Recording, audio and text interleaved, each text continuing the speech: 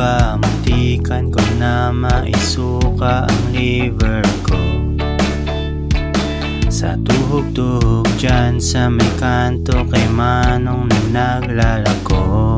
At nagdelikado talaga ako sa suka, kinikilig pa naman ako. Pero biglang may lasang kakaiba, di ko napansin, kulang sa ihaw ay kaya pala. Manong relax, ikaw ba'y nagmamadali? Di pa naman gabi, parang meron pa yung puti-puti. Kulang ba sa uling o panggatong? Apoyan mo pa Manong dahil dyan sasakit tsakang tiyang ko. Kani-kanina ako ay mapusyaw, ngayon ang mata pisngi madilaw. Sa kabilang buhay ang aking magiging laging hiyaw.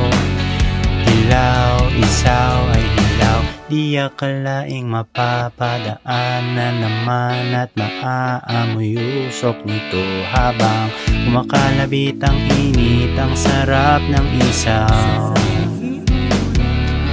Kaso ito ay delikado, ayokong mag-50-50 na naman ako. Kaya ngayon di na magpapadala kahit anong sausawa nila. Ayoko na ng isaw na minadali, ayaw pa na masawi. Gusto ko pang buhok ay pumuti. Kulang ba sa uling o panggatong? Apoyan mo pa Manong, ma-ospital iniiwasan ko. Kani-kanina ako ay mapusyaw, ngayon ang mata at pisngi madilaw.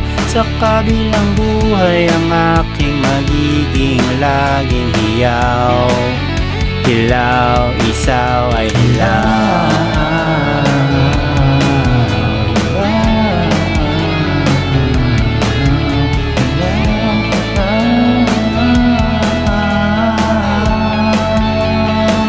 Ayaw ko na ng isaw na minadali, ayaw pa na masawi. Gusto ko pang buhok ay pumuti. Kulang ba sa uling o panggatong? Apoyan mo pa Manong, ma-ospital iniiwasan ko. Manong relax, ikaw ba'y nagmamadali? Di pa naman gabi, parang meron pa yung puti-puti. Kulang ba sa uling o panggatong? Apoyan mo pa Manong dahil dyan sasakit tsakang tiyang ko. Kani-kanina ako ay mapusyaw, ngayon ang mata at pisngi madilaw.